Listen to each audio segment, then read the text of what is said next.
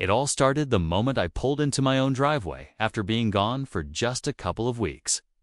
I was expecting a peaceful return to my rancho place.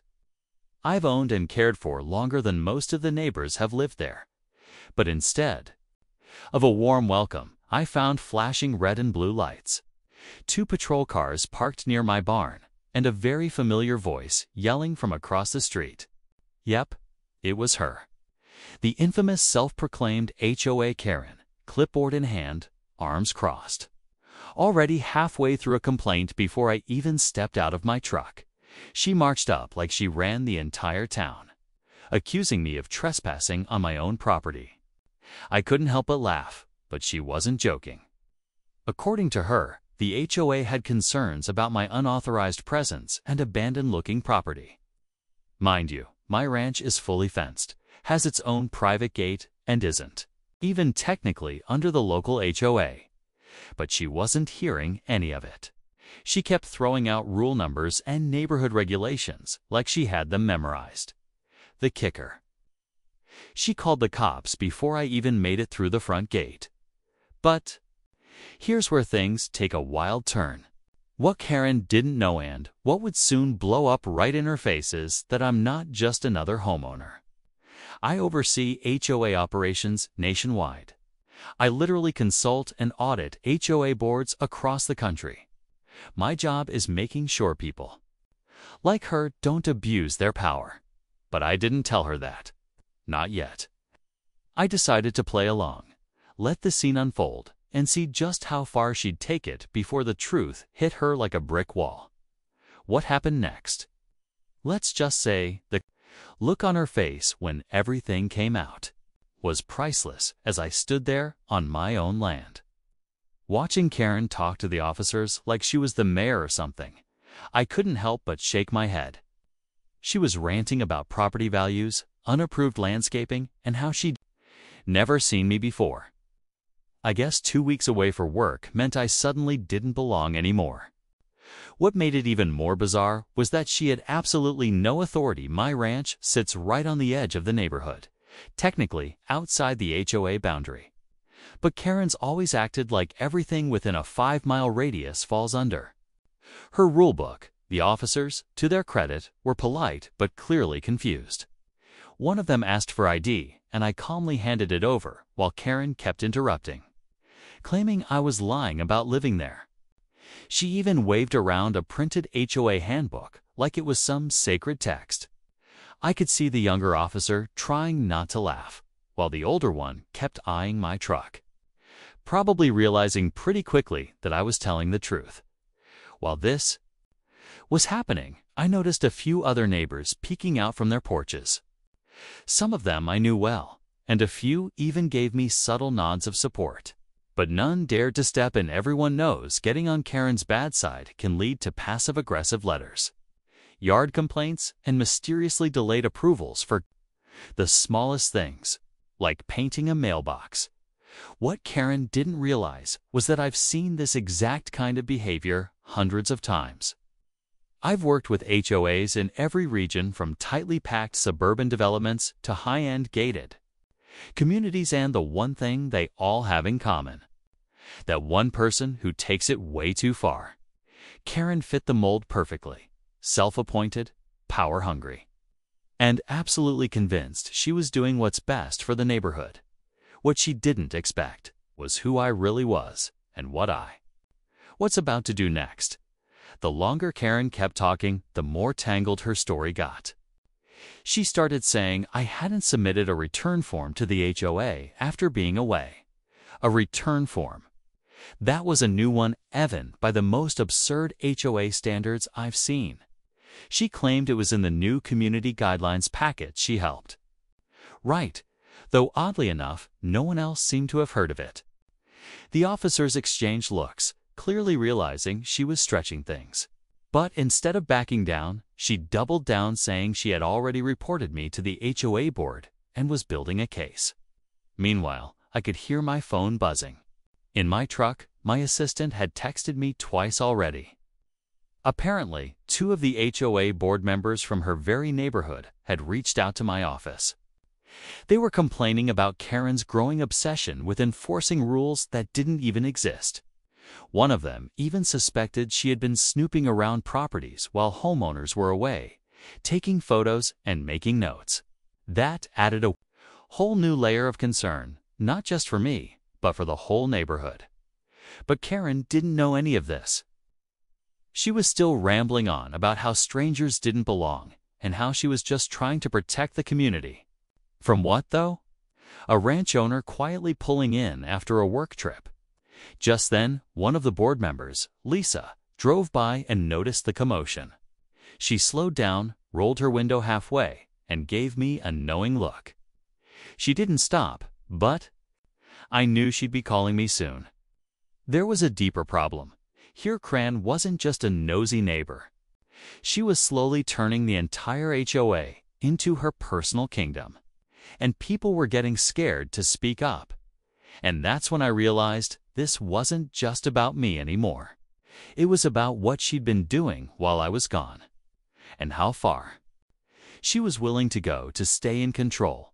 As the police finally stepped aside, realizing there was no trespassing, no real complaint, and nothing illegal happening, I walked up to my front door.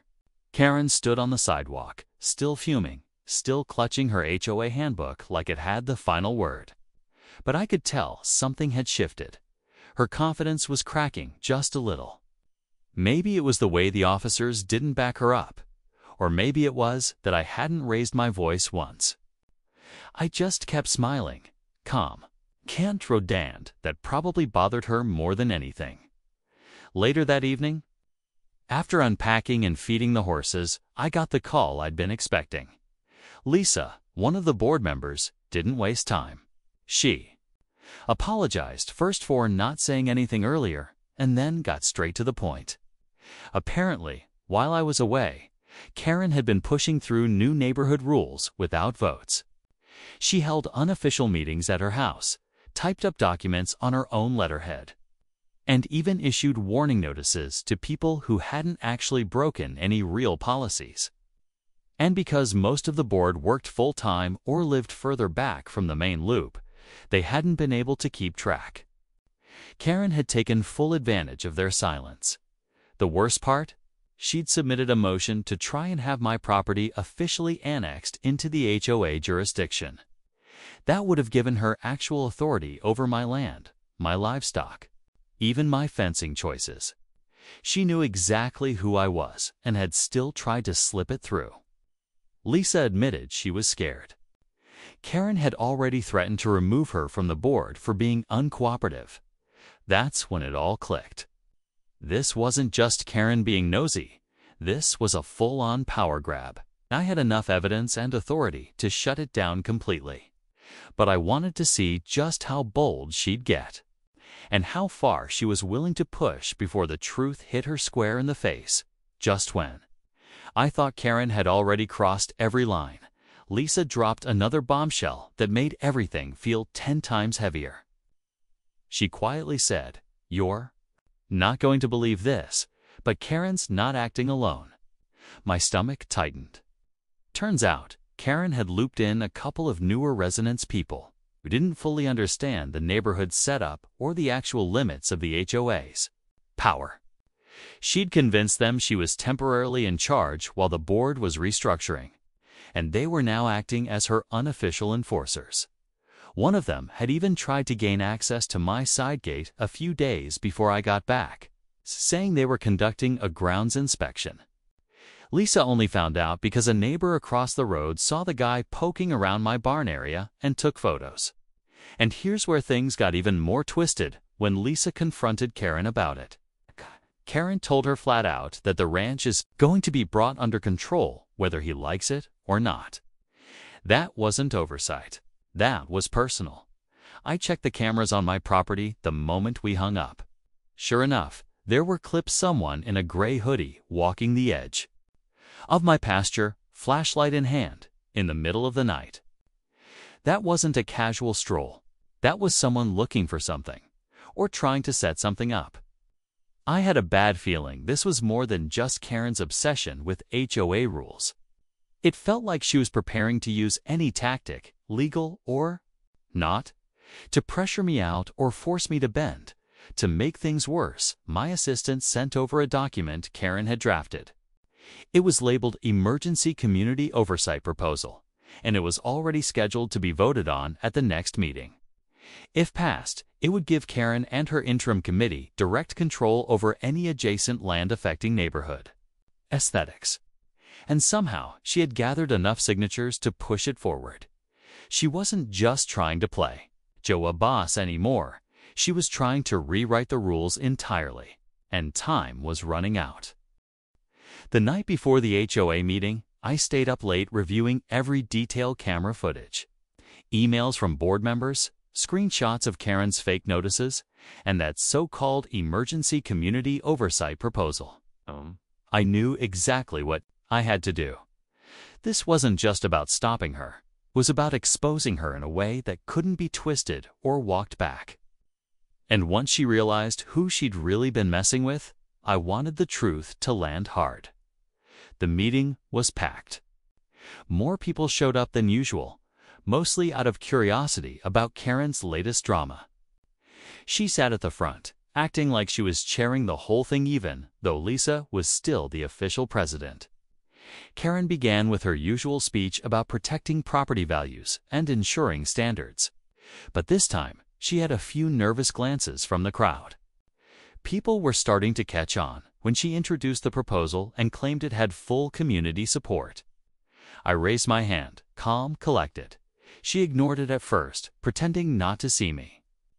But Lisa nodded toward me, and suddenly, the room shifted. I stood up, introduced myself not just as the property owner but as a national HOA consultant who had worked directly with legal teams, compliance boards, and oversight commissions across the country. You could hear the air get sucked out of the room. Then I laid it all out: the unauthorized documents, the fake rules, the late-night trespassing. I shared clips from my cameras. I passed out printed timelines of Karen's actions.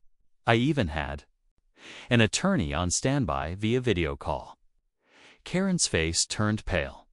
Her voice cracked when she tried to interrupt, but by then it was too late. The room wasn't with her anymore. The board immediately voted to dismiss her from all unofficial duties, and the proposal was thrown out before it even hit discussion. But here's the twist, right? As things settled, Lisa leaned over and quietly said, "We found something else in the HOA funds, and it looks like Karen's been dipping in."